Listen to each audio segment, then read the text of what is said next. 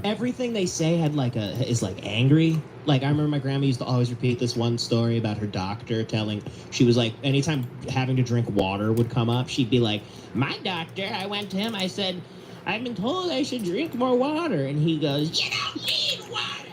It's a crock of shit.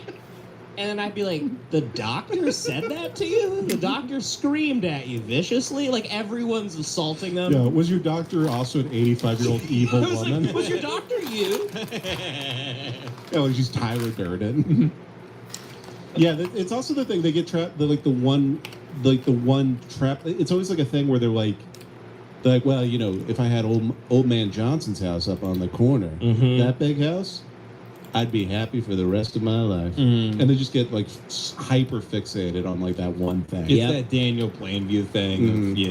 Where they're like, well, you know, the Jeffersons have fucking Wake House.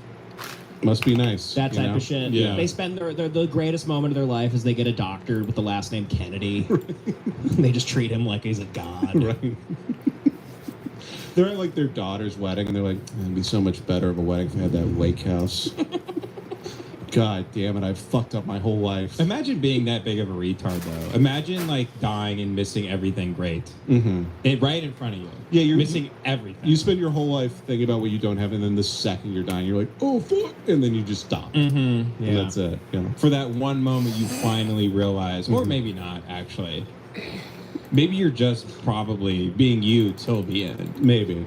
I do think a lot of those guys they're so retarded that it literally takes like the knowledge that they're about to die in 45 minutes. Yeah. They're like, oh, I've wasted my time. Yeah. The Darwin, like, repenting.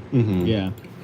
Because their whole life they distance themselves from things with idioms. Yeah. They're just like, well, the sunshine doesn't shine at the same dog's ass every day. Yeah. Or something. Something that a guy, like, that was invented on a plantation. Yeah. That's been passed down for 5 generations. Yeah, something that, like, a wino started in, like, 1952 said. Yeah. And then all the people with jobs quoted him. Yeah, a guy whispered to Charles Bukowski one day. Yeah. A guy just screaming about the military-industrial complex in, like, 1953. Yeah.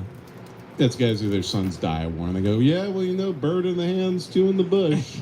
It's like, can you process, like, a life event or an emotion or a moment? Can you exist in your own existence? You know what? You miss 99% of the shots you don't take or something like that. Like, your son is dead. He's like, hey, broken clock is right twice a day. And you're like, I don't think that applies. Well, you were saying your son's dead all day long. He goes, yeah, he's a broken clock his whole life.